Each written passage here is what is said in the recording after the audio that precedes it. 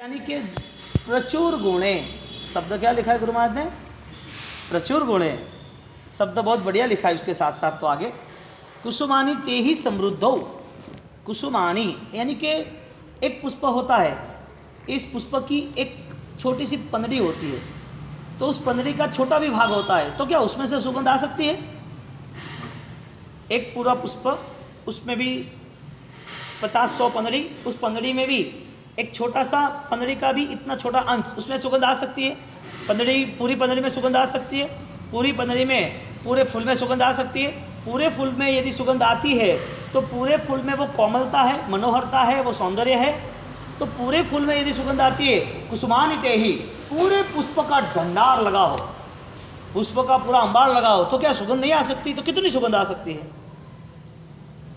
हर जगह पर, हर पॉइंट्स पर, हर डॉट पर सुगंध है कि कहीं एक जगह ऐसी है जहाँ सुगंध ना हो? ऐसा है? ऐसा कहीं पर नहीं है, हर जगह पर सुगंध है, हर जगह पर। यदि हर जगह पर सुगंध होती है तो सुगंध वो उनका स्वभाव है। किसका? कांटे में ढूंढो, कांटे में आती है क्यों? फूल के साथ रहा है फिर भी इतने सालों से। हाँ, कांटे कहाँ मिलते हैं? फूल के साथ मिलते हैं कि अलग मिलते हैं? फूल के साथ आ जाते हैं ना, वो खड़े हो जाते हैं ना। हाँ, उसको कोई अलग करता है तो हो जाता है अलग, लेकिन सुवास मिलती है। कई लोग पुष्प जैसे होते हैं, जीवन सुवासित होता है, गुणवान होता है, जीवन उसका पद्धति अनुसार मानव के जीवन से योग्य होता है, पात्र होता है वो व्यक्ति। और वो इंसान होने के बाद किसी का जीवन सूखे कांटे की तरह होता है, चुभता ही रहता है हर वक्त किसी को। दोनों चीजें संसार में, पुष्प और कांटे दोनों साथ में है। संसार में जो भी जीवन मिला है, इसमें दोनों तरह के लोग हैं, एक अच्छे विचार वाले, एक सही विचार वाले नहीं है, बुरे विचार वाले। तो एक का जीवन कैसा है? गुणयुक्त है, बहुगुण। एक का जीवन निर्गुण, गुण है ही नहीं। कुसुमानिते ही समृद्धौ, ऐसा जीवन, ऐसा शब्द बताया है। ऐसी एक जगह पर सुगंध है और संपूर्ण पुष्प में सुगंध है। एक व्यक्ति यदि सही गुण, सही प्लस पॉइंट, सार्थक जीवन को यदि पाने की कोशिश करे और उनके विचारों में परिवर्तन करे, तो एक बार परिवर्तन आया, दूसरी बार आया, तो परिवर्तन का सिलसिला चला लंबा, और बार बार परिवर्तन के यानी कि पॉजिटिव पॉइंट तक वो करीब गया, तो उसके जीवन में दुविधा कम होती गई कि नहीं? कांटा खत्म हुआ कि नहीं हुआ? कांटा जब भी चुभता है ना, तब टूट ही जाता है। कोई किसी को परेशान करता है ना, तो खुद ही परेशान होता है। किसी के जीवन में माइनस पॉइंट होते हैं और किसी के प्रति उसकी दुर्भावना होती है, तो वो खुद भी दुर्भाव से भर जाता है। हमारा पूर्ण व्यक्तित्व यानी कि हमारी आत्मा में गुण है, अनंत अनंत गुण है, लेकिन हमारी चुनौती यानी हमारा चुनना, हमारी धारणा, हमारी पकड़ कांटों की रही। यदि मनोहर फूलों की रहती, तो गुलाब की रहती, तो गुण की रहती, तो हमारे पास सौंदर्य है गुणों का, धर्म का, वो हमें सोचना चाहिए। बहुगुण यानी कि महकना। आगे जाके 1303 नंबर का पेज, बहुमान। बहुमान शब्द में गुरु महाराज ने, आपको पता चलता है बहुमान तो क्या होता है? हाँ, साफा, तिलक, साल, माला, बहुमान करते हो ना? क्यों करते हो? बहुमान करने की वजह क्या है? एक संस्कृति है, परंपरा है कि सम्मान है। लेकिन बाहरी जो सम्मान है उसे गुरु महाराज ने यहाँ बताया, 3 व्याख्या बताई। आंतरे प्रीति विशेष है, अंतर में उसके प्रति प्रीति होनी चाहिए। बाह्य बहुमान एक संस्कृति है, अभ्यंतर बहुमान एक धार्मिकता है। आप किसी के लिए कुछ काम करोगे, लेकिन मन बिना करोगे तो अच्छा नहीं रहेगा। करना ये तो मन से ही करो। तो व्यक्ति के प्रति धारणा बदल दो। व्यक्ति के प्रति कोई दुर्भाव, कोई दूसरे विचार नहीं आना चाहिए, क्योंकि आपके विचार जैसे होंगे ऐसे आपके पूरे जीवन में उसके साथ लेन देन रहेगी। आपको कोई व्यक्ति पसंद नहीं आया तो आपने उसके लिए कुछ ना कुछ बोल दिया, फिर आपके सामने आया तो आपने बोला नहीं यार ये तो अच्छा आदमी। किसी को पसंद था तो किसी के लिए वो, हाँ वो तो अच्छा आदमी है यार, उसको पसंद है इसके लिए आपने बोला, आपके मन में वो भाव नहीं थे। यानी कि चेहरा जो है वही दिखाना और चेहरा सही रखना। छोटा भी दर्द होता है तो निकाल देते हैं, तो फिर छोटे भी दुर्भाव होते हैं तो क्यों रखने? और किसी के प्रति तो रखने से मिलता क्या? यहाँ पर गुरु महाराज ने व्याख्या बताई, आंतरे प्रीति विशेष है, अंतर मन में प्रीति होनी चाहिए। चित्त प्रमोद लक्षण है ना, आपको जिसके प्रति बहुमान है ना, उसके प्रति आप कुछ भी गलत नहीं सोचोगे, कुछ भी। बहुमान एक शास्त्रीय परिभाषा है, और व्यवहारिक परिभाषा प्रेम। और प्यार में सर्वोत्कृष्ट प्यार दो ही होते हैं। यदि माँ ने धार्मिक स्तर पर प्यार किया तो माँ गुरु बन गई, माँ परमात्मा बन गई बच्चों के लिए। और दूसरा सर्वोत्कृष्ट यदि कोई प्यार है तो वो है गुरु शिष्य का, जो बार बार आत्मा को ही परखते हैं। इससे बढ़िया कोई दुनिया में प्यार ही नहीं है, बाकी सब व्यर्थ है।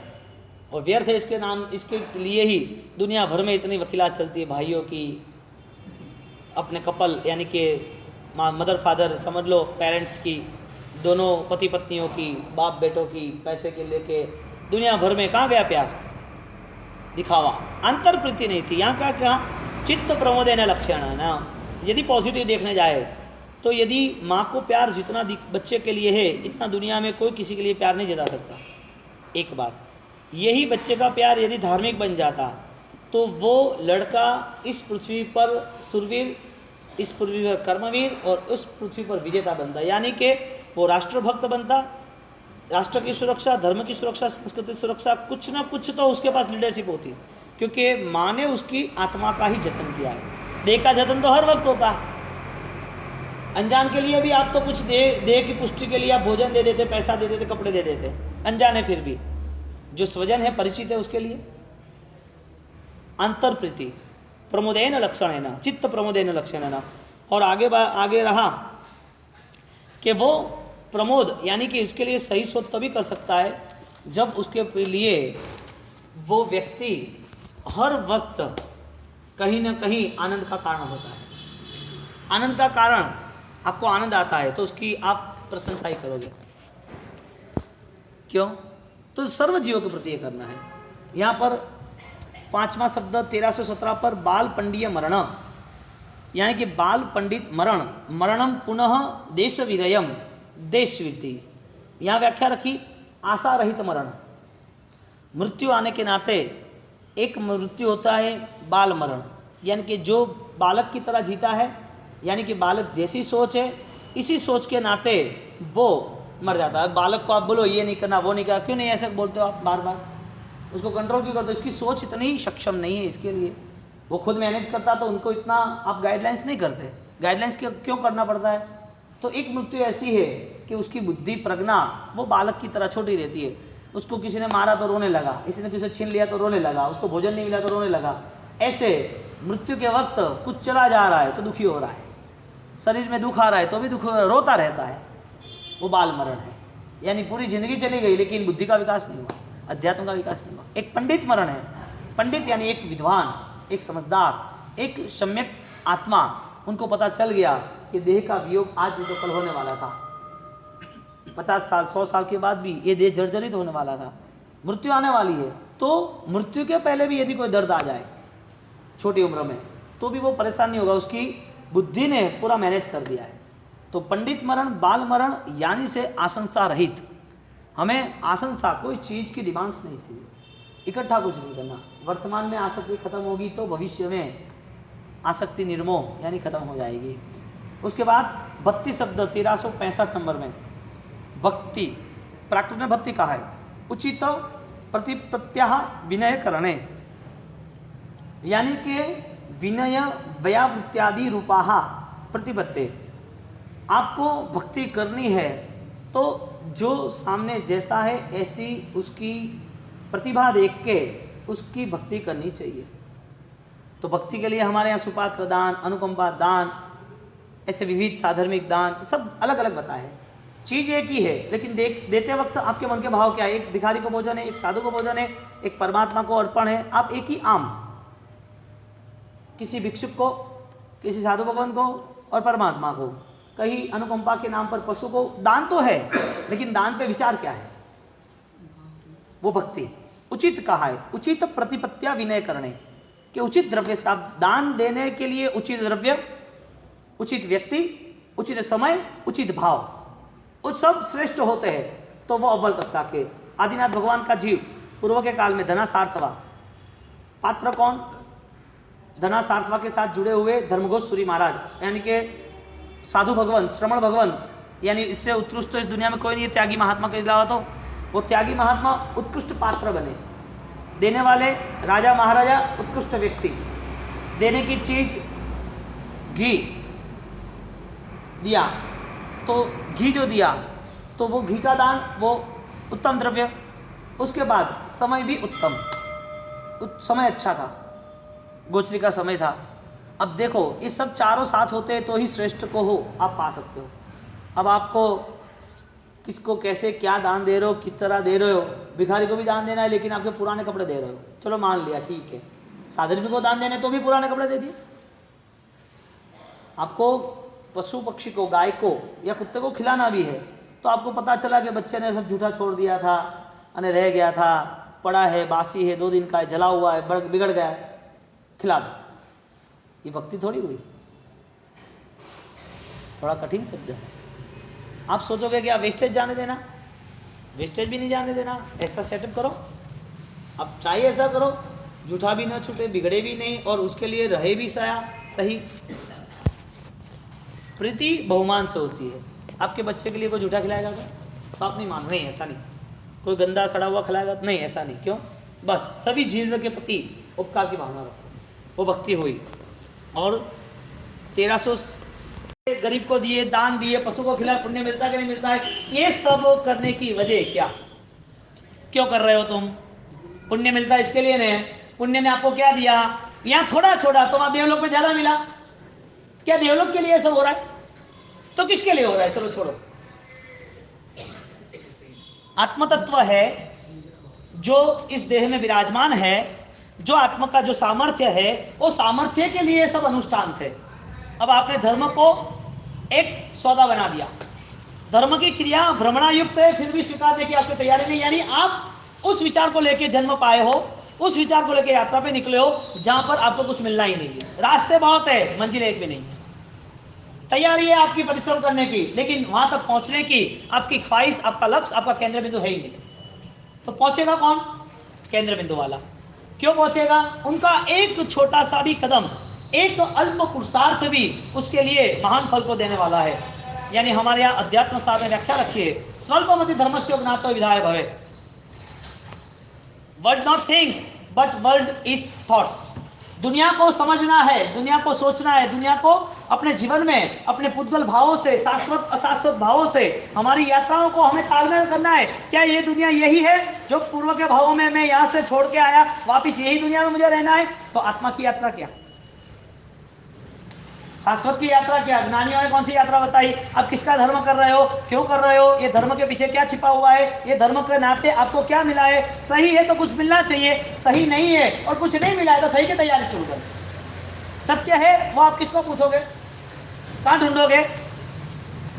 आपकी यात्रा सत्य है, आपका धर्म भ्रम युक्त नहीं है, स्पष्ट है। आपको पता लगा क्यों? क्यों इतने साल क्या किया?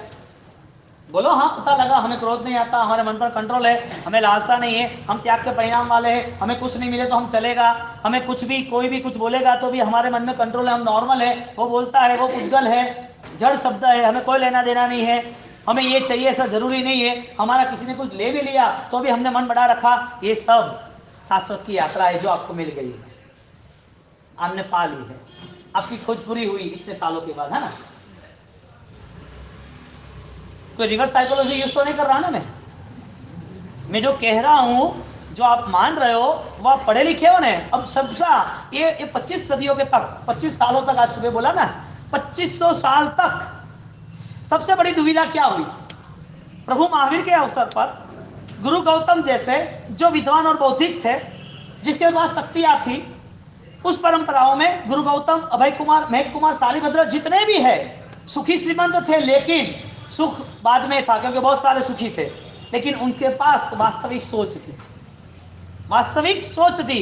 जब उनको पता चला कि संसार पूरा अस्थिर है, क्षणिक है, नाशवंत है, तब उन्हें सोच लिया कि मुझे निकलना है यहां से। 2500 साल पहले ऐसी व्यवस्था थी कि वो महत्व विचारशील व्यक्ति वो अपने विचार को यदि सही बनाते तो वो पाने की कोशिश करते और पा लेते थे। वर्तमान की परिस्थिति थोड़ी हार्ड बात है, थोड़ी कठिन लगेगी, लेकिन वास्तविक है, जरिया में अलग यूज कर रहा हूं। वर्तमान में जिसने भी धर्म चुना है वो अनपढ़ और गवार है। श्रद्धा है धर्म करने के लिए, लेकिन श्रद्धा सही नहीं है, अंधविश्वासों से जुड़ा हुआ है, अंधश्रद्धा से नहीं। सत्ता अंध कभी नहीं होती, अंधविश्वास से जुड़ा है। यानी कि पूर्व के काल में जो विचारशील व्यक्ति थे वो जुड़े और उन्हें पा लिया, परिवर्तन में आ गए, उनका जीवन टू बी बीइंग। वर्तमान में जिसने धर्म किए, अनकॉन्शियस माइंड, थॉटलेस, विचार शून्यता के साथ जुड़ गए, यानी कि अनपढ़ गवार। अब दुनिया में कितने भी बौद्धिक हो, अपार जमीन के मालिक हो, अपार धन के मालिक हो, आपके पास बहुत कुछ है, लेकिन आपके चैतन्य के लिए क्या है आपके पास?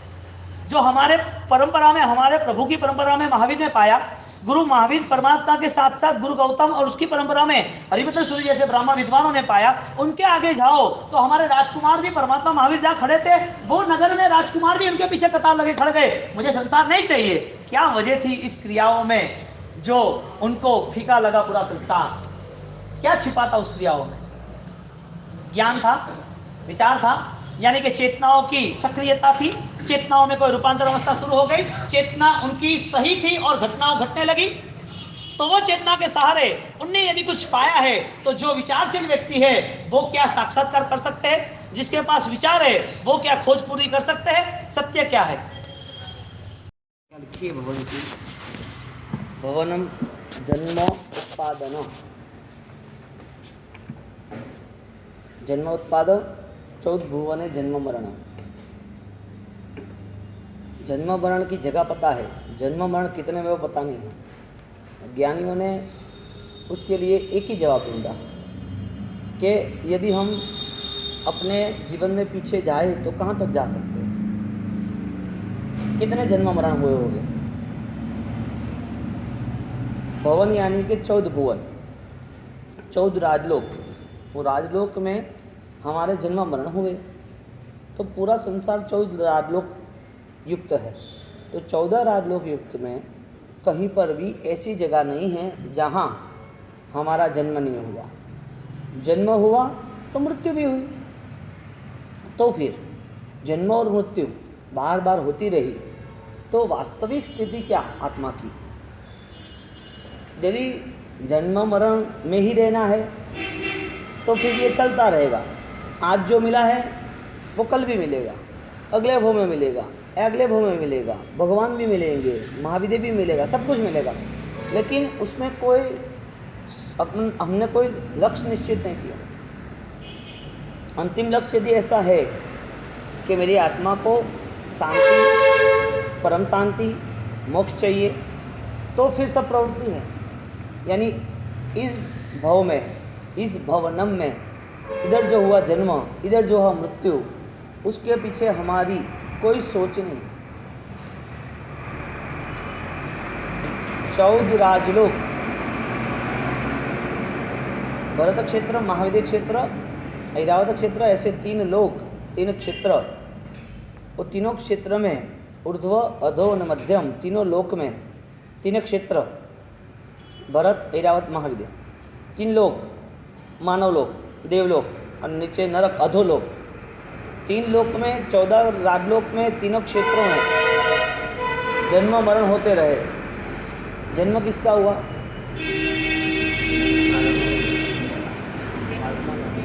जन्म किसका हुआ? शरीर का हुआ। मृत्यु किसकी हुई?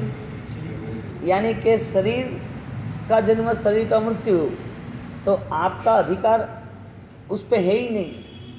यानी शरीर मिलने के पीछे पूरी दुनिया मिली, शरीर के पीछे पूरा परिवार, उसको संभालने के लिए मोह, उसके लिए पैसा, उसके लिए दम प्रपंच, ये सब किया किसने? तो जन्म मरण का मूलभूत कारण आत्मदृष्टि विस्मृत हो गई। जन्म मरण कब होगा? कब? जब आत्मदृष्टि विस्मृत हुई, तो ना जिसके पास आत्मदृष्टि स्मरण में रही, शीघ्र स्मरण उनका रहा, कुछ भी काम करते पहले ही मेरे आत्मा के लिए क्या।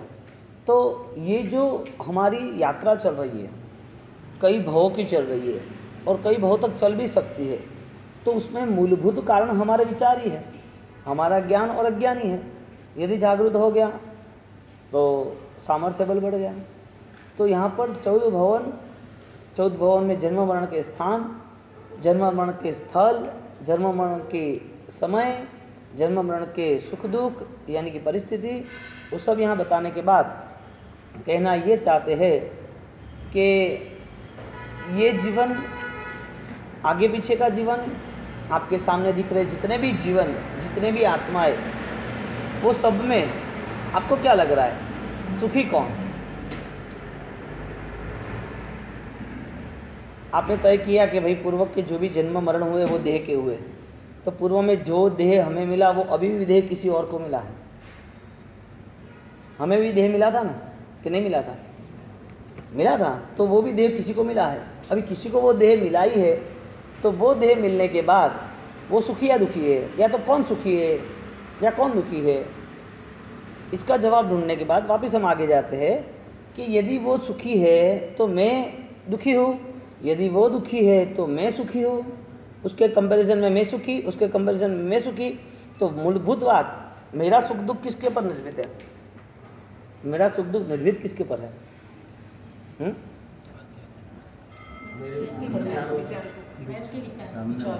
यदि स्वयं के विचारों से, स्वयं के ज्ञान से यदि वो सुखी बन सकता है तो वो कौन सी अवस्था प्रसार कर रहा है? ये तो आपने भविष्य तय किया कि भाई विचार से हम सुखी बन सकते हैं। आपने भविष्य तय किया, वर्तमान क्या है? वर्तमान कौन तय करेगा? तो यहाँ पर जन्म मरण की पूरी अवस्था के बाद कह रहे हैं कि हम जागरूक दशा को प्राप्त करने की कोशिश करें, वर्तमान का सुख जो है उसे पाने की कोशिश करें। वो सुख अध्यात्म का होना चाहिए। संसार में जो भी प्रवृत्ति हो रही है उसमें भी आत्मस्मृति कहीं पर भी कम नहीं होनी चाहिए, ऐसे करना चाहिए। आगे जाके भाव शब्द 18वां, तो भाव शब्द में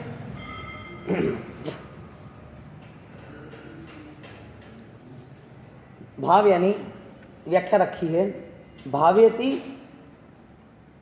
चिंतयति पदार्थान, पदार्थों का चिंतन करना और उस चिंतन में जो भी तरंगे उठती है उसे भाव कहते हैं। शुभ अशुभ बाद में बात है। हाँ, भाव चित्त अभिप्राय, चित्त में आपने क्या सोच के रखा है, अभिप्राय क्या है किसी के प्रति।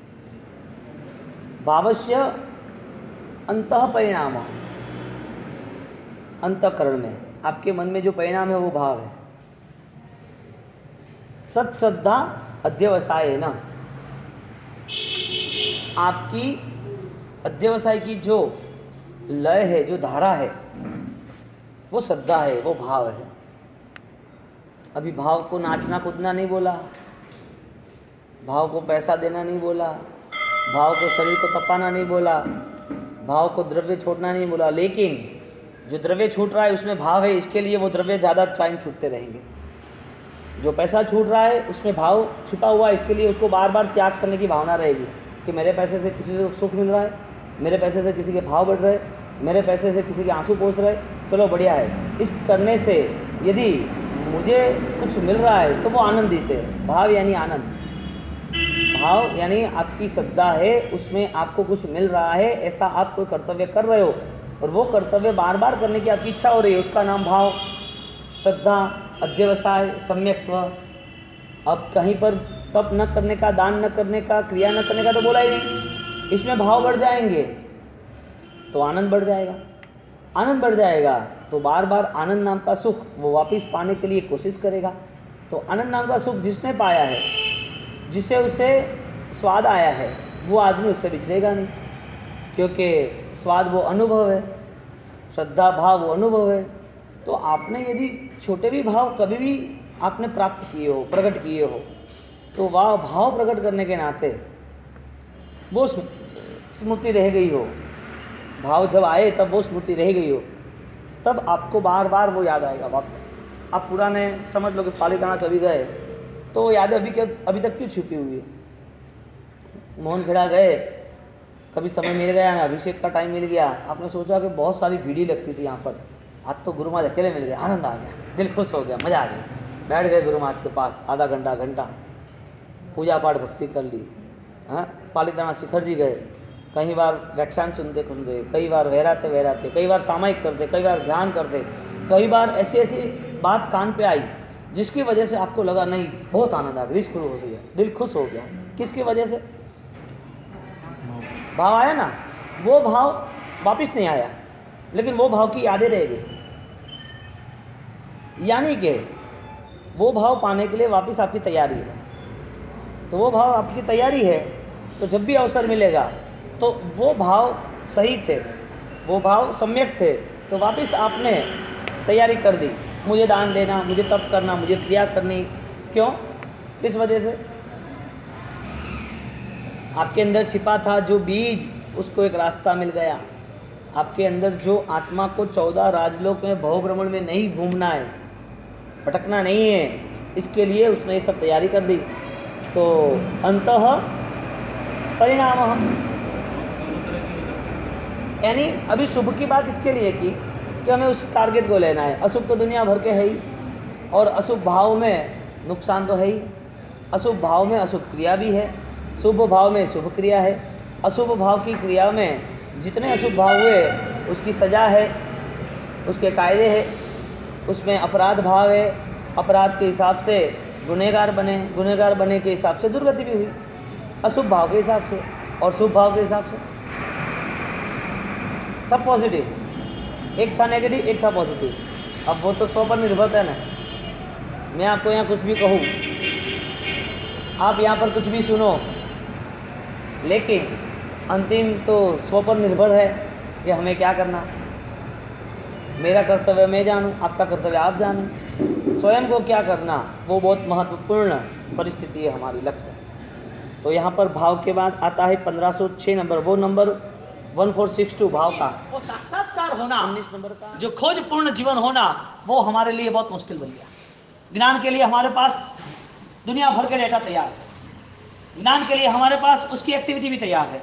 क्रिया करने वाले इतनी अच्छी अच्छी क्रिया कर सकते हैं जिसमें आप कह सकते हो कि सेलेक्ट, इससे अच्छी क्रिया कोई नहीं कर सकता, इससे अच्छा तप कोई नहीं कर सकता, इससे अच्छा ज्ञान कोई नहीं बांट सकता, इससे अच्छी क्रिया अनुष्ठान कोई नहीं कर सकता। लेकिन क्रिया के पास कला का जन्म नहीं है, क्रिया के साथ चैतन्य का जन्म नहीं है, क्रिया के साथ अनुभूति अभिव्यक्ति नहीं है। क्रिया तो शुरू हो गई, क्रिया तो बहुत सारे लोग कर सकते हैं, दुनिया में बहुत सारे विद्वान पंडित प्रोफेसर हैं, क्रिया के नाम पे बहुत सारी लोगों की चीज वो शुरू हो सकती है। तो क्रिया की शुरुआत हुई, तो वो क्रिया का जन्म हुआ जिससे आप क्रिया की हो। क्रिया का जन्म शुरू होते नाते ही आपको ऐसा लगा कि मैं धर्मात्मा हूं। अभी धर्मात्मा के नाते आपने तय कर लिया कि मुझे क्रिया करनी करनी। क्रिया कहां से शुरू हुई? देह से या चित्त से? चित्त से शुरू हुई, तो चित्त में क्या है? सम्यक भाव या मिथ्या भाव है? सम्यक भाव किसे कहेंगे? सम्यक भाव उसकी परिभाषा क्या है? जो व्यक्ति यहाँ कुछ भी त्याग कर रहा है, वो त्याग के बल से उसे यहाँ कोई ना कोई पुण्य मिल रहा है, वो पुण्य के नाते उसे देवलोक भी मिलेगा। तो यहाँ पर भोजन त्याग किया, वहां हजारों दूसरी नई चीजें खाने पीने की मिल गई। यहाँ पर कोई धन त्याग किया और कोई साधु बन गया तो हजारों लाखों करोड़ रुपए देवलोक में मिल जाएंगे, जवेरात मिल जाएंगे। कम सुख त्यागा और ज्यादा सुख मिल गया। त्याग की परिभाषा क्या थी? अनुभूति का स्तर था या सुख था? त्यागने वाला, कुछ छोड़ने वाला, उसे क्या करना था, पाना क्या था? तो क्रिया जो है उसमें कोई जन्म नहीं हुआ, क्रिया का देह का जन्म हुआ, क्रिया का विचार का जन्म नहीं हुआ। क्योंकि क्रिया की जब भी शुरुआत हुई तब हमारी कहीं ना कहीं ग्रंथि, हमारे विचार क्रिया के साथ कहीं जुड़े थे। क्रिया के साथ दो ही रास्ते थे, या वो क्रिया एक नई खोज को लेकर आगे निकल जाती, या तो वो क्रिया वहां ही रहती। यानी कि पुरानी बासी सब क्रियाएं करते रहे जो विचार के स्तर पर नहीं है। और एक क्रिया करने के बाद, ये धूप यहां से लेगा, एक क्रिया करने के बाद वो क्रिया के पीछे अंदर के क्रिया करने के बाद और वो क्रिया शुरू हो गई, तो क्रिया के नाते हर पल हर वक्त, हर पल हर वक्त वो क्रिया करते करते वो वहां तक करीब आया जहां तक उसे सत्य की खोज का एहसास हुआ। अब क्रिया तो है, जन्म देह से हुआ क्रिया का। अब वो क्रिया हर बार, हर साल, हर सदी की वही रही। पूर्व के भव में भी क्रिया कहाँ नहीं थी? श्रेष्ठतम सर्वोत्कृष्ट क्रिया हमने की। हमने मासिक श्रवण भी किया, तो मासिक श्रवण के नाते 29वें उपवास में भी हमारी खड़े खड़े क्रिया थी। वर्षी तप भी हुआ, तो वर्षी तप में भी हमने 8-10 द्रव्य से ही वर्षी तप खत्म किया। 500 आमिल किए, तो 500 आमिल करने वाले ने भी एक मुट्ठी चने के साथ ही आमिल किया। संघ में पैदल यात्रा चलने वाले भी पैदल यात्रा में उनने सिर्फ और सिर्फ 2-3 ही द्रव्य से आमिल या एकाष्टा किया। या तो उपवास के नाते ही 8, 10, 12, 15 उपवास से ही उसका संघ निकल गया। परिश्रम की, पर्व की, महाआराधना तक चातुर्मास करना था, वो चातुर्मास की क्रिया में जहाँ जुड़े वहाँ पर सिर्फ और सिर्फ छठ अट्टम और आमिल ऐसे करके चातुर्मास की आराधना की। ये सब क्रिया के जन्म, क्रिया के जन्म के साथ चित्त का जन्म हुआ कि नहीं, चैतन्य का जन्म हुआ कि नहीं? क्योंकि क्रिया जब भी आप करते हो तब आपके अंदर प्रभु महावीर ने जो क्रिया के अनुभूति का स्तर, जो क्रिया की अभिव्यक्ति प्राप्त की थी, जो आनंद पाके बांटा था, जो आंतरिक प्रभावित था वही प्रसारित हुआ, वो क्रिया आपके पास वो आनी चाहिए। क्रिया है, क्रिया के नाते बहुत कुछ है, क्रिया के नाते और नया कुछ करेंगे, क्रिया के नाम पे नए रंग ढंग चढ़ जाएंगे, क्रिया के नाम पे शानदार हो ऐसे लोग भी बोलेंगे। लेकिन यहां पर चैतन्य की प्राप्ति क्या होगी? विचार स्रोत से क्रिया में नृत्य कहां आया, कला रंगीन कहां बनी? क्योंकि पृथ्वी पर कला का जन्म 1% ही हुआ है, कला यानी कि चैतन्य का, जो बहुत कम लोगों में हुआ है। प्रभु महावीर, गुरु गौतम, जो सम्यक भाव को लेके जो भी हमारे ऋषि महर्षि परमसी है, दादा गुरुदेव और सारे संत महंत, कहने की बात है कि क्रिया कॉमन होने के बावजूद भी जो क्रिया इफेक्टिव है, जो क्रिया पॉजिटिव है, जो क्रिया परचेस करने यानी कि उसका मूल्य बहुत पूर्ण है, ऐसी मूल्यवान क्रियाएं वो सुखवादियों ने पकड़ ली क्या? क्रिया मूल्यवान थी, क्रिया पॉजिटिव थी, क्रिया एनर्जेटिक थी, वे क्रिया करने वाले लोग उनने क्रिया पकड़ ली, तो क्या सुखवाद भी पकड़ लिया? उसने सुख पकड़ लिया क्रिया करने के नाते। आपकी क्रिया किसके लिए है? आपके विचार से संयुक्त है? आपके विचार किसके लिए है? सिर्फ नॉलेज है या बीइंग या होना है, साक्षात्कार, ज्ञान को इकट्ठा करना वो अलग बात है, और ज्ञान का अनुसरण करना वो अलग बात है। अनुसरण के नाते आप वो हो जाते हो, यानी कि आप जो हो वो प्राप्ति आपकी पूर्ण हुई। आप क्या हो? आप कौन हो? आप कहाँ हो? कैसे ये रोल मिला? क्यों ये रोल कर रहे हो? इस रोल के पीछे किसका हाथ है? ये रोल खत्म होगा तो भी कौन कराएगा? इस रोल के साथ जुड़ी हुई हर पहेलियां जो आप अभी व्यतीत कर रहे हो, उसमें आप खुद क्या महसूस कर रहे हो?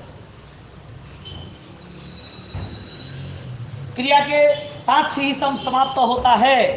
क्रिया समाप्त हो गई मृत्यु के साथ ही, तो वो मृत्यु के बाद भी हमारी अवस्था कोई है तो वो कौन सी है? ये सब रोल किसने दिया? आपने बोलोगे कर्म ने। नहीं, कर्म भी यूं ही फोकट के थोड़ी बैठा है कि आपको आके मिल गए, आपने उसको और बढ़ाओ, पुण्य कम मत करो। उसका रास्ता ये था कि आप गरीबों की सहायता करो, करुणा रखो, क्योंकि हरिहर परमात्मा की करुणा है।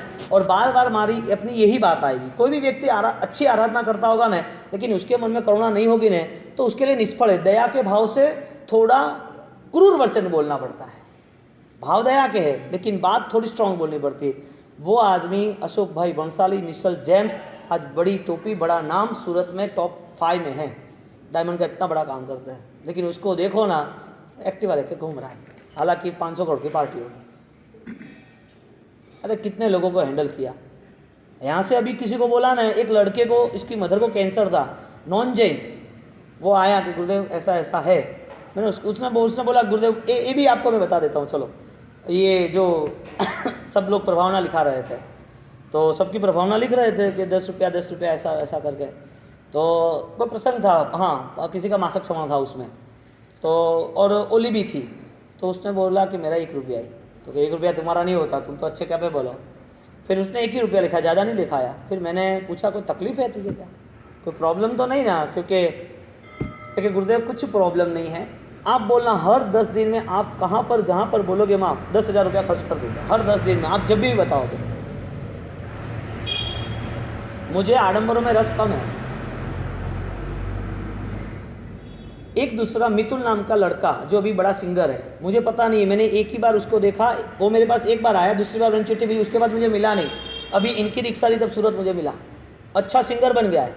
मुझे गुरुदेव याद किया, मुझे क्या आपने हेल्प की थी, मुझे ध्यान नहीं रहा, फिर याद तो आ गया, मेरे हुआ क्या, तो पीछे तो मिला ही नहीं मुझे। उसने, उसकी मदर को कैंसर था, तो उसको कीमा का उस टाइम 35-40 हज़ार का इंजेक्शन था। तो मैंने उसको अशोक भाई को लिख के भेज दिया कि अशोक भाई इस लड़के की ये प्रॉब्लम है, आप देख लेना, आपकी जितनी कैपेसिटी आप सोच लेना, आगे फिर सोच लेंगे क्या करना है इसके लिए। समाज का नहीं था, जैन नहीं था, आया।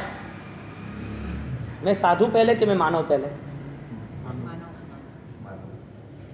मुझे मेरी साधना में पहला कदम कौन सा उठाना चाहिए, मानवता का, इंसानियत का, क्या साधुता का? अब उसको लिख के दे दिया, वहाँ गया, वहाँ से वो आया नहीं। एक गुरुदेव काम हो गया, उसकी मदर प्रॉब्लम में थी तो उसके हैंडलिंग में था सब कुछ, उसका छोटा भाई पढ़ रहा था, तब तो वो 10वीं 12वीं में था, तब उसने संभाला कि क्या करूँ। अब वो नौकरी पे लग गया, उसको बैठा दिया नौकरी में 6,000 की पगार में, उसी दुकान में, हाँ उसी ऑफिस में, लेकिन अभी खर्चा तो बड़ा था। पूरी ट्रीटमेंट खत्म हुई, हम निकल गए, मुझे 10 साल के बाद मिला वो, उसकी मदर ने, वो दोनों अभी मिले कि गुरुदेव उनने टोटल 6 या 7 जो भी कीमोथेरेपी थे 3.5 लाख टोटल उसने दे दिए उस टाइम। वो मुझे मिलने नहीं आया कि मैंने बाजी काम निपटा दिया, अब तो काम बोलो बस, उसी बात में।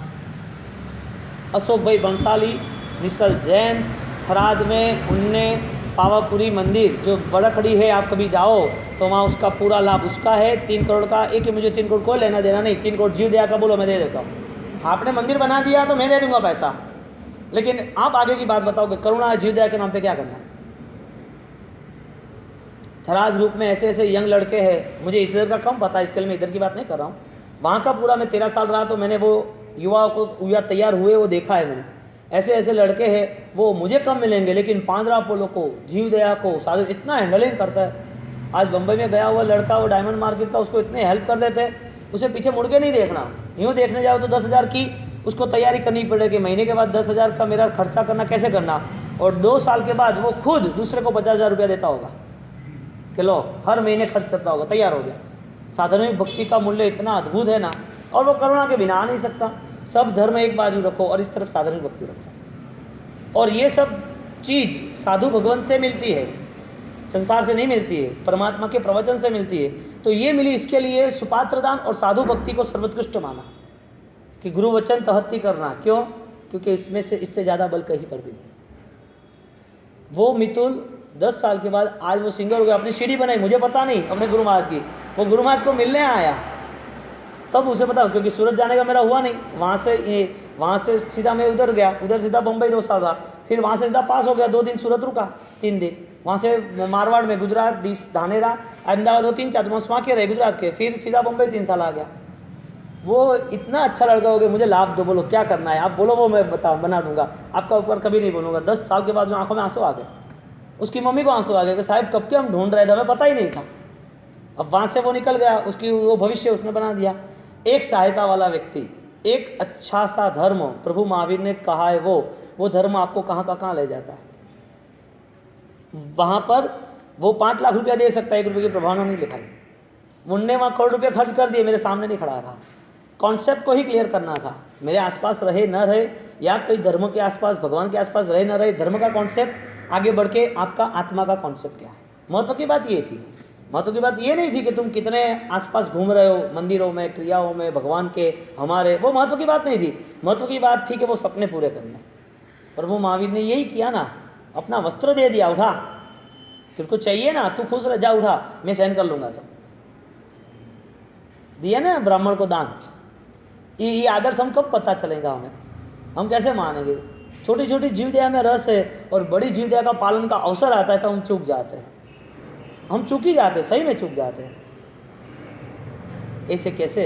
यहाँ पर भावना शब्द कहा है, इस शब्द से ही दृष्टांत ले, मैं आपको 100 दृष्टांत ऐसे बता सकता हूँ।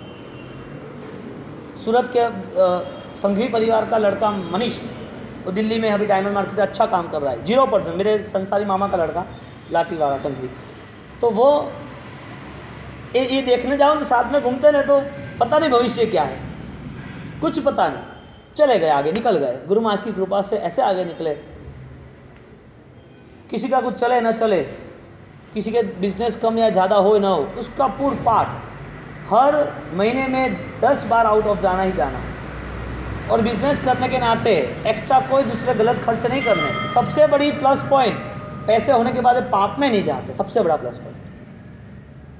साधारण के लिए तैयार, जब भी दीपावली के बाद फर्स्ट मुहूर्त करना होता है ना, फर्स्ट मुहूर्त, तो उसके पास तो बहुत बड़ा लॉट लेने आते हैं, सबको 60, 70, 80% डिस्काउंट में, जाओ उठाओ, आज के दिन जिसको जो ले जाना वो ले जाओ, मुहूर्त के नाम पर। एक तुम्हारा मैं एक मुहूर्त कर दूंगा तो सुकन है। वो आदमी साधारण भक्ति में मन लगा रखा है, कहीं पर भी कहीं रुकना नहीं। थराद ऊपर आया, इसकी वजह यही है।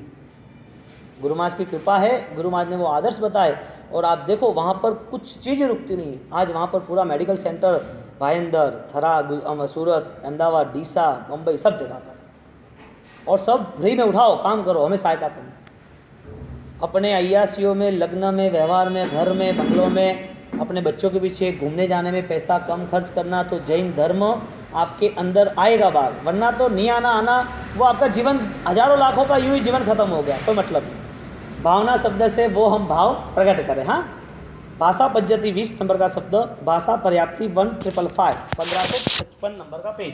भाषा प्रयोग वर्ण दलिकान आदय भाषत्वेन, आप जो बोल रहे हो, भाषा का जो प्रयोग हो रहे हो, वो एक वचन वर्गणा, एक जो भी आपका बोलना है वो एक कर्म के पुद्गल, जिसे वर्गणा कहते हैं, वो कर्म ने आपको एक बल दिया, तो भाषा का बल दिया, इसका मतलब ये हुआ कि आपको एक सशक्त ऐसी शक्ति दी जो जनरल सबको मिलती है, लेकिन उस शक्ति में भी एक सशक्त शक्ति, एक सक्रिय शक्ति, एक सार्थक और एक सम्यक शक्ति वो दी है, तो वो है मधुर वचन। मधुर वचन यानी मीठा बोलना ऐसा नहीं, मधुर वचन यानी पाप रहित हमें बात करनी। पाप के वचन में हम किसी को प्रेरणा करें तो वो गलत है, किसी को पाप में नहीं जुड़ना चाहिए। पाप में जोड़ के क्या करोगे, ये करना चाहिए वो करना चाहिए, नहीं। पाप के वचन नहीं बोलेंगे और धर्म के वचन बोलेंगे, मीठा वचन बोलेंगे, तो शायद उसके मन में कहीं पीछे 100 बार ऐसा अच्छा सुना हो पर आपने बोला हो, तो शायद उसके जीवन में परिवर्तन आ जाए, वो पाप त्याग कर ले। पाप करना यानी समझ लो कि हिंसा करना, चाहे जीवों की चाहे आत्मा की, वो हिंसा के नाते भाषा पज्जप्ति, भाषा पर्याप्ति, उसका उपयोग हमें सही ढंग से करना चाहिए। आपका पापकारी वचन, वो पाप करे या न करे फिर भी आपको पाप लग जाए।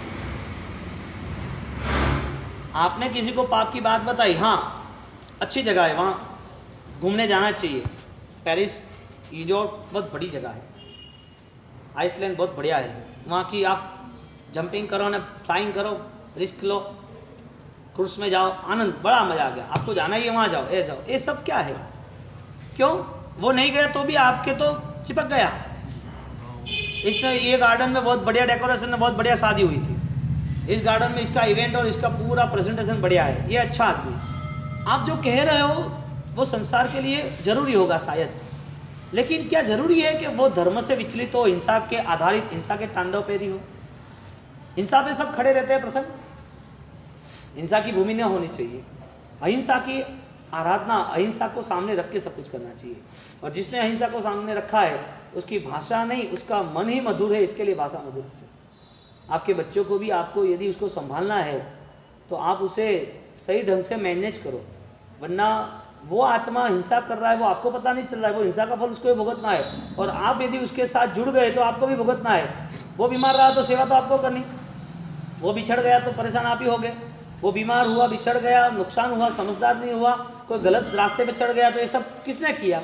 वो आपने ही किया। यानी परिवार में यदि सही ढंग से जीवन है तो वो अपने परिवार में वरिष्ठों के आधार पर ही है, यदि गलत भी जीवन है तो वरिष्ठों के आधार पर ही है। तो परिस्थिति का इतना परिवर्तन, व्यक्ति के विचार न रहे, इसके वजह से जीवन कहीं पर भी कैसे भी जियो, लेकिन अध्यात्म को छोड़ के, सही रास्तों को छोड़ के आपने कर दिया तो बात नहीं चाहिए। रास्ता साफ चाहिए या सही चाहिए? क्यों? कि ये अद्भुत एक क्रिया है प्रायश्चित के नाम की, जो डिवाइन मेडिटेशन। ध्यान कर रहे हो ना, आंखों बंद करके, यार ये गलत हो गया, नहीं करना। ये क्या है? भावना सम्यक क्रिया अभ्यास है। आपकी इच्छा हो रही है, भावना हो रही है, मुझे ये करना है। आपने दुनिया के लोगों को देखा, उसमें कई ने बड़ा दान दिया, आपने लगा कि हाँ बिल गेट्स इसने 80 करोड़ लोगों को हैंडल कर दिया, इतना बड़ा दान दिया है, 8 करोड़ लोगों को बच्चों को संभालने का। आपको लगा क्या यार इतना बड़ा पैसेदार, इतना श्रीमंत, तो दान बहुत बढ़िया है। आपने दान देखते वक्त आपका मन खुश हो गया, आपने उसको देखा नहीं, सिर्फ पढ़ा है न्यूज़पेपर। किसी ने बड़ी तपस्या की कि यार ये आदमी कई सालों से खाता पीता ही नहीं है, ऐसा कैसा? ये आदमी कई सालों से सिर्फ यही एक ही आहार पे रहता है, ऐसा कैसा? इस आदमी के पास सब था, सब खर्च कर दिया, अब उसके पास कुछ नहीं है, वो आज कमाता आज ही खा रहा है, ऐसे लोग हैं, क्या बात है, मैं कब आगे बढ़ूंगा? भावना, ऐसी 16 भावना बताई हमारे यहाँ। अनित्य भावना, संबोधि भावना, अशुचि भावना, सम्यक भावना, धर्म भावना, लोक भावना, बोधि भावना, असरण भावना, ऐसी 16 भावना बताई। हर का सब्जेक्ट हर टॉपिक के हिसाब से, हर स्टोरी के हिसाब से परफेक्ट है। क्यों है? क्योंकि वो आत्मा में छिपी हुई शक्तियों को बाहर लाएगा। एक बात आप समझ लेना निश्चित, हमारे अंदर सब कुछ बलवान परिस्थितियों का निर्माण है ना है, सिर्फ पुरुषार्थ हमारी भावनाओं को, हमारे विचारों को, हमारे एंगल को करना है। हमने एक कदम उठाया नहीं, इसके लिए हमारे पास वो चीज नहीं आई। कदम उठाते और केवल ज्ञान मिल जाता। ऐसी महिमा जिन शासन की, बाहुबली तरह एक मुड़ जाता चंड कौशिक और वो पूरे पाप साफ हो जाते और उसका कल्याण हो जाता, देवलोक चला जाता। ऐसी जिन शासन की महिमा, नहीं मोड़े तो रह गए, मुड़ गए तो चले गए आगे। अब ये सब कौन करेगा? कब तक आपको 1 2 3 ABCD अ क ब वो कब तक सिखाएंगे? कब तक सीखना? स्वनिर्भर तो होना पड़ेगा ना। बच्चे को जब तक नहीं आता है तब तक सिखाना पड़ता है, और जब तक नहीं आएगा तब तक सिखाएंगे, लेकिन बार बार नहीं होगा ये। 1 बार 2 बार 3 बार। और वो कहा होता है ना, सोटी वागे चमचम विद्या आवे बम बम। एक झपाट लगी कि तुरंत आ गया उसको। जैसे टीचर ने चपाट दे दी तो तुरंत हाँ पता चला। कैसे? क्यों? अटेंशन। पता चल गया कि हाँ ये सीखना है, इसे ये कहते हैं, नहीं सीखेंगे मारेंगे। बच्चे को पढ़ना थोड़ी है। अब कैसे तैयार हो गया? चंचल मल, जो मन दूसरी जगह दौड़ रहा था वह केंद्रित हो गया, ये ही करना, ये होगा, और पता चल गया मार नहीं खाना। तो समझदार को इशारा काफी। ऐसा क्यों? तो भावना वो देखता है और वो प्रकट करता है। मुझे आनंद आ गया, मुझे ये करना ही है। तो भावना के नाते उसने अपना जीवन कैसे संवारना वो सीख लिया। वो भावना प्रकट नहीं होती थी शास्त्र के ज्ञान से, कोई संत के वचन से, कोई किताब से, लेकिन वो भावना प्रकट होने के लिए संसार में बहुत सारे निमित्त मिल गए। ऐसे ऐसे लोग दिखने मिलेंगे जो अपने जीवन में 100% नॉर्मल होने का ट्राई करते हैं। इतने सरल, इतने शांत, इतने निर्मल हैं। आप देखेंगे तो लगेगा ये इंसान कितना बढ़िया है। हमको भी कई बार ऐसा लग रहा है कि यार ये आदमी के पास इतना ज्ञान और इतना गंभीरता, इतना सूक्ष्म, इतना सरल, कोई डिस्टर्बेंस नहीं उसके जीवन में, कोई संकलेशता नहीं, कोई चीज़ों में माथा पच्ची नहीं, कोई लेना देना नहीं। अपनी आराधना करना, सपोर्ट करना, अपनी मस्ती मस्त रहना। हालांकि आपकी दृष्टि में बहुत बड़ा आदमी है, लेकिन वो अपने आत्मा से वो बड़ा होने की कोशिश कर रहा है कि मेरी अध्यात्म को मेरे को छूना है। इस जीवन में प्रथम मंगल मेरा यही है कि मेरा कल्याण हो, पढ़मम हो मंगलम, कि मेरा कल्याण कैसे हो। ऐसे इतने सारे लोग दिखते, काम इतना करते हैं कि दिखने में नहीं आते। सूरत में पानी के पूर आया था, मैं वहीं था। तो हेमरत्न विजय जी महाराज साहब, उम्र जो 90 साल की उम्र तक मैं उनके यानी कि सेवा में रहा। तो पानी का बहुत सारा पूरा है, 25-30 फुट तक पानी कैलाश नगर में आ गया। पूरे सूरत में पानी, बाढ़। हम उपाश्रय में थे, उपाश्रय में वहाँ पर 6 फुट तक पानी आ गया। तो सब गुच्छी पानी वगैरह तो ठीक है। सबसे बड़ी बात, सबने बोला कि बाबू जी सब परेशान है, कैसे करना, क्या करना। कुछ प्रॉब्लम नहीं, सब हो जाएगा, सब सेटलमेंट करेंगे। तो अपने जो भी अहमदाबाद सूरत से जो भी थे जॉइंट, उस सबको मैसेज किया कि भाई आपको सब तैयारी करके आना है, यहाँ पर बहुत सारी हेल्प चाहिए। बस वो लोग आ गए, निकल गए। प्रॉपर सूरत के लोगों की टीम बनाई कि भाई आपको ये करना है। सब घर चला गया, जैन परिवारों के बहुत सारे लोगों के 10-15 फुट तक पानी। अब जो ग्राउंड फ्लोर में रहते, यहाँ ऊपर रहने वाले, यहाँ ऊपर तक पानी आए, क्या करना। सब साफ पानी चले गए, पानी में सांप आ गए, जहर आ गया, वो पेट्रोल ने, गंदगी ने, कचरा ने, दुनिया भर का। कुत्ते मर गए, सब गाय भैंस, सब जानवर मर गए, पूरा साफ। अब पानी पीना तो कैसा पीना, 3-3 4-4 दिन तक कैसे रहे। लोगों ने पानी लिया, ऊपर 3-3 4-4 5th फ्लोर पर रहने वाले, पानी बह रहा, यहाँ से पूरी एक बाहर जा रही है, उसमें कुत्ता, भैंस, गाय, छोटे बड़े जीव मरते मरते जा रहे, गटर के पानी, सब कुछ। पानी नहीं है, पानी बिना चल नहीं सकता। पानी लिया नीचे से, थोड़ा छाना, 3 बार छाना, नमक डाला, उबाला, वापस छाना, वापस छाना, जहर को पीते ऐसा 2 घूंट पिया। इतने लोग परेशान हो गए। तो पानी की बोतल ने, सब ने, ये ने, वो ने, सब कुछ मंगाया। पहले ही प्राथमिक ज़रूरत क्या है, तो पूरी टीम बनाई। मैंने उनको बोल दिया, देखो आप सब परिस्थिति में डिस्टर्ब हो, पूरा फैमिली, दुकानदारी, सब कुछ, लेकिन समाधि सबसे बड़ी चीज़ है। आप सबकी समाधि रहे, सकल संघ की समाधि रहे, कोई भी दुखी ना हो। इसके लिए मैं आपकी ये टीम बना रहा हूँ, आपको ये काम कर रहा है। मैं ऑर्डर करूँगा आज, मैं आपको उपदेश नहीं दूंगा कि तुझे ये करना है, तू निकल यहाँ से, ये पानी की बोतल लेके जा। अब वो पानी छाना नहीं छाना वो तुम जानो, उससे मुझे कोई पाप लगता नहीं। तुम्हें लगा कि बाप जी अनछाना पानी, अरे वो मर रहा है, छाना नहीं छाना तुझे पता। तो वहाँ पर सब मैनेजमेंट अहमदाबाद बम्बई से, जहाँ से जो भी जितनी है सब कुछ आ गया। उपाश्रय को रेडी किया, क्योंकि वहाँ ही जगह पर पानी कम था पूरे सूरत में, अपने यहाँ ही। तो पूरा मैनेजमेंट वहाँ सेट किया। मज़े की बात, एक आदमी दिखाई नहीं 3 दिन के लिए मुझे। मैंने बोला यार तू अच्छा भगत, इतने सारे आगे पीछे दौड़ता है, तू दिखाई नहीं गया क्या? सबके काम हो गए। 70 लाख रुपये तक का अनुदान सबका हुआ, सबको चीज़ किट दी, 20-20 हज़ार की सेट किया। खड़ा तो करना था सबको, पूरा मैनेजमेंट, 150 लोग जुड़ गए सब चारों ओर। अब वो 3-4 दिन के बाद निकला। 2 किस्से ऐसे बने। एक सैरू जेम्स से, सैरू जेम्स, शैलेश भाई और रूपा बहन, उसकी एक डायमंड की कंपनी है।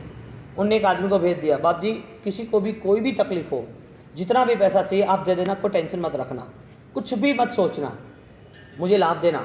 उनने उसके नाम से उसने काम दिया। मैं तो देखो गुरु महाराज की कृपा है, सब समृद्ध है, परिस्थिति होगी तो मैं आपको बता दूंगा, बात खत्म। वो हकीकत में अन्य समाज के से, और मेरे प्रति प्रेम था। मैंने बोला कि गुरु महाराज की कृपा, अभी दूसरे का सिर पे हाथ कैसे रखना, हमारे समाज में हमारे गच्छ में सक्षम है ना, तो मैं तो उनको ही कहूँगा ना। तो उधर सब सेटलमेंट हो भी गया, 70-80 लाख सब मैनेजमेंट हो गए, आ भी गए। वो आदमी 3 दिन के बाद मिला मुझे, 4 दिन के बाद। मैंने बोला यार भगत तू गया कहाँ था, अब तेरा 1 से 5 में नंबर है, मैं तुझको ढूंढ रहा हूँ, अब तेरा नंबर नहीं लग रहा है, मिल नहीं रहा है, क्या है कैसे कोई नहीं जान रहा है। बस गुरुदेव आपके सपने साकार कर रहा था। अरे सपने क्या, मुझे क्या, मेरी ताकत बढ़नी चाहिए, मैं सबके लिए काम कर रहा हूँ, तू दिखा नहीं। तो गुरुदेव 3 दिन तक 18-18 घंटे सब जगह पर इतने कादव कीचड़ में जाके पूरी सामान, पानी, अनाज सब कुछ तोक के सबके घर गए और सबके दे के आया हूँ मैं। और मेरे साथ 10 लोग हैं। आप बताओ, 1 करोड़ रुपया खर्च कर दिया, दूसरा क्या खर्च करना है? मैं शाबाश। अब बताओ, गुरुदेव की इतनी बड़ी कृपा, वो आदमी अनाप शनाप रुपये में अभी खेल रहा है, फिर भी कोई शौक नहीं, कोई पाप नहीं जीवन में। 24 फिक्स, साधर्मी के लिए खाना पीना फिक्स, जो भी बाहर से आया उसके लिए रुकना फिक्स, जो भी व्यक्ति, जो भी छोटा बच्चा, बड़ा कोई भी बिजनेस पे आया उसको लोन फिक्स। कहीं पर परिषद में कोई व्यवस्था जुटी नहीं। परिषद में 100 लोगों की व्यवस्था की थी, 100 लोगों को हेल्प करने, लेकिन बीच में पीडीआर ऐसा आ गया तो बोला बाबू जी क्या काम हुआ, दूसरे एक्स्ट्रा 100 लोगों ने उसने संभाल लिया, घर में जो खाना वही देना। अब ऐसे आदमी कहीं दिमाग से हट सकते हैं क्या? कितने नॉर्मल है, कितने प्यारे हैं, सबको हेल्प की, फिर भी नाम कहीं पर नहीं। सबसे बड़ी बात, आप बोलो गुरुदेव क्या करना है? बार बार हम ये बात करते हैं, करुणा रखनी चाहिए, किसी को हेल्प करनी चाहिए, ये सब देखा हुआ है, इसके लिए ये सब देखा हुआ है। मेरी दीक्षा के पहले तूफान हुआ था ना, तो मैंने आपको बताया वो प्रसंग, नहीं बताया ना? तूफान, चारों ओर एक दूसरे के दंगे ऐसे चले, पूरी झुपड़पट्टी जला डाली, कितने छोटे छोटे बच्चे। आप अहमदाबाद जाओगे ना तो वहाँ ब्रिज है 3-4, Nehru bridge, Lakhdiya bridge, Gandhi bridge, तो ब्रिज के आसपास अभी तो रिवर फ्रंट बन गया, वहाँ पर लाइन सर सब झुपड़िया पट्टी थी, एक साथ झुपड़पट्टी जला दी, एक साथ। 1000 लोग क्या पता जल के मर गए, ऐसा वैसा। मैंने बोला कोई आडंबर नहीं करना है, कोई जुलूस नहीं निकालना है, कोई पैसे 5 लाख का खर्च नहीं करना है।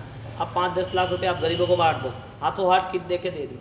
ये सब देखा है ना, इसके लिए बार बार मन ये हो रहा है कि यदि क्रिया करते वक्त आपके पास पुण्य बड़ा हो, धर्म और आस्था और देवगुरु धर्म से यदि पुण्य बड़ा, जो साधना करने के लिए तैयार हो रहे हैं, संसार में सोच अच्छी चाहिए, यानी सुख ज़्यादा चाहिए या सोच ज़्यादा चाहिए? धारणा ये नहीं बनती।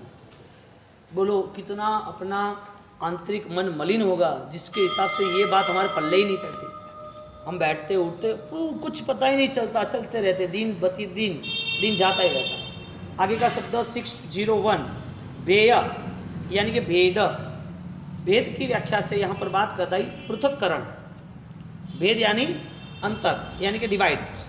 तो यहाँ पर भेद बताए गुण स्थानक के, बहुत सारे दूसरे भेद बताए कि हर जगह पर आप कहाँ पर बैठे हो, यानी कि आपकी जगह कौन सी है।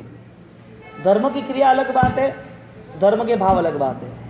आप सज्जन आदमी हो लेकिन शराब की दुकान में बैठो, आप शराब आज नहीं पियोगे, 10 दिन नहीं पियोगे, 100 बार गए फिर भी नहीं पियोगे, जगह कौन सी है? वहाँ बैठना चाहिए नहीं, सही बात है। ऐसा व्यक्ति धर्म आराधना कर रहा है लेकिन उसके विचार कहाँ बैठे? मिथ्यात्व गुण स्थानक में। उसके विचार कहाँ बैठे हैं? संसार के ज़्यादा आसक्तियों के, ज़्यादा कसायों के, ज़्यादा कर्म बंधन के। तो व्यक्ति यदि कोई भी आराधना करे, कोई भी धर्म प्रवृत्ति से जुड़े, लेकिन वो है कहाँ? आपका देह शराबी यानी कि वाइन शॉप में है लेकिन आपका मन नहीं है। आपका मन मंदिर में है लेकिन आपका देह मंदिर में है। आपका पूरा धर्म व्यवहार में आपका देह जुड़ा हुआ है लेकिन धर्म व्यवहार में देह जुड़ा हुआ है, तो इसका मतलब ये थोड़ी हुआ कि आपका मन भी वहाँ जुड़ा हुआ है। वो कौन तय करेगा? संसार में धर्म में जुड़ने वाला व्यक्ति, उसका मन यदि वो सही ढंग से, यदि सच्चाइयों के सहारे वो नहीं निकल पाया आगे, तो फिर मतलब क्या? तो यहाँ भेद बताया कि एक मिथ्यात्व का गुण स्थानक है, उसके आगे बढ़ते बढ़ते सम्यक्त्व, देशवृत्ति, सर्ववृत्ति, ये जो गुण स्थानक, ये देह आधारित नहीं है, क्रिया के आधारित नहीं है, मन संबंधी आधारित है, विचार संबंधी, अध्यात्म संबंधी आधारित है। तो जिनके पास मिथ्यात्व है, जो मिथ्यात्व से जीना ही चाहते हैं, तो उसका जीवन चाहे सदियों तक तप त्याग का भी चला जाए ना, फिर भी कोई मूल नहीं होगा।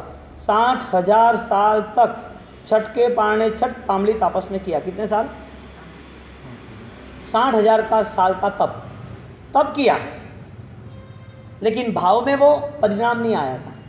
तो वो आराधना पूरी मिथ्यात्व की बताई, निष्फल बताई। पुण्य तो ठीक है, अभी पुण्य की बहुत वैल्यू नहीं है कि कुछ भी मिल जाएगा तो पुण्य का पता नहीं, रात भर में परिवर्तन हो जाएगा, सब चला जाएगा, पूरा रोग आ जाएगा, मृत्यु भी आ जाएगी। पुण्य का कोई भरोसा नहीं है, अभी वर्तमान है वही उत्सव मना लो। मासक श्रवण करने वाले मुनिवर ने करगड़ु मुनिवर को ऐसा बोला कि क्या ये सब संवत्सरी के दिन तुम खा करते हो, हमारा मासक श्रवण देखो, हम करते हैं ना, तुम नहीं करते।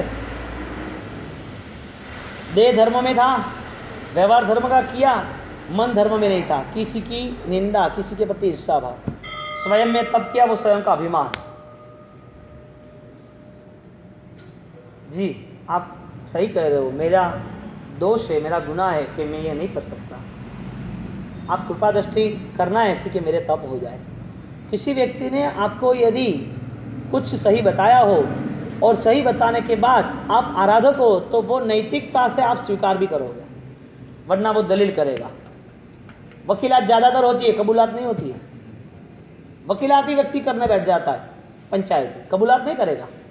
तो यहाँ पर उस आराधक आत्मा ने केवल ज्ञान क्यों पाया? कबूलात की। जी आपकी धरती, आप देखो ये मेरा पात्रा, तो इतने बड़े दिनों में, संवत्सरी के दिन में एक हाथ, आपने बड़ी कृपा कर दी, तपस्या का मुझे घी मिल गया। असुचि भावना नहीं है, उसके मन में अपनी आराधना बन रही है कि अरे रे मैं इतना पापी, खाता रहा, केवल ज्ञान मोक्ष मिल गया। कौन तर गया? आराधक तर गया। खाने वाले तरह से आराधक तर गया, आराधना के भाव वाला तर गया। एक मासक श्रवण वाले को भी प्रायश्चित, वाले हमने गलत कर दिया।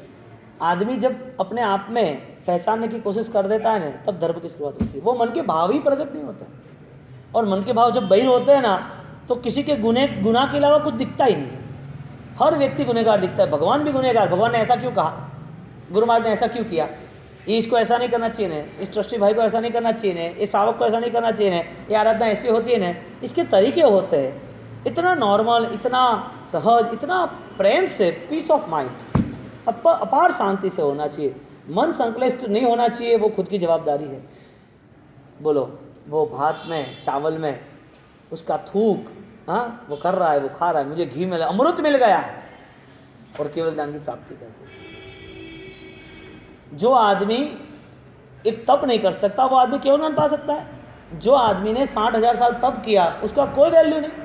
अब खुद ही तय करो। यहाँ पर भेद, पृथक्करण, वो भेद करने के नाते ज्ञानी ने हमें अच्छा रास्ता बताया। वितराग नाम इच्छा योगम। कल से 6वां भाग, 5 भाग क्या है? किसी को भी तप करना हो तो 1 रुपये से ज़्यादा प्रभावना नहीं, न कोई गाना न कोई तंबोला, किसी को भी। ये संघ की मर्यादा और संघ का नियम होने के बाद संघ के ट्रस्टी यहाँ से कहेंगे क्यों? तप की महिमा बढ़ाने इसके लिए। पाँचम के दिन कोई हरी निवेश वनस्पति नहीं बनानी, खाने के लिए पदार्थ आइटम नहीं लाने। क्यों? ये इससे विराध ना करने। परिवर्तन कहाँ से शुरू करें? हाँ, मैं कुछ गलत कहता हूँ तो मुझे कहना। ये सब है संसार में, विचार में कुछ नहीं आया, कुछ नहीं आया। अपने आप ही परिवर्तन को तय नहीं किया। न कोई एक्स्ट्रा पब्लिक को खाना पीना सबका एक साथ संग में, न कोई गाना एक साथ संग में, न कोई एक साथ चीज रुपया लेना करना, लेना तो 1 रुपया लो। बहुमान आपको करना है तो संघ के सब तपस्वियों का एक साथ करो। क्यों? आपके स्वार्थ के लिए, आपके परिवार का ही कर रहे हो। आप सबसे बड़ा धर्म करो, छोटा धर्म क्यों कर रहे हो? हम तो आपको और आगे ले जाना चाहते हैं। तो ये सब यदि परिवर्तन आएगा तो काम होगा। तो यहाँ पर आहार त्यागे अंश ने बताया। आहार त्याग मन के विषय से, यानी आहार संज्ञा विचार, उस विचार को लेके हम जीवन को एक प्रिंसिपल बेस पर अच्छी तरह अच्छे ढंग से व्यतीत करने की सोचे। आप यहाँ जो बैठे हो वो तो इतना संकल्प तो करना है कि तब के पीछे मुझे कोई आरंभ समारंभ, मानसिक आर्त ध्यान रौद्र ध्यान मुझे नहीं करना। कुछ भी हो, क्या फर्क पड़ता है? वापिस उलझने, आई बेटी, आए छोटे बच्चे, बूढ़े, कोई भी रिलेशन वाले आए, दिए 500,000 रुपये, वापिस रिटर्न आपको करना। क्या लफड़ा है? ये सब संसार की व्यवस्था है, लेकिन इसमें धर्म कहाँ है? ये संस्कृति नहीं है। संस्कृति तो कहाँ है? जहाँ आपको आनंद खुशी दे रही, वो संस्कृति है। अब आपने ऐसा पकड़ लिया है, अब ये बात क्या कहनी? यानी कि अणगार गुण, और अभी कल वापिस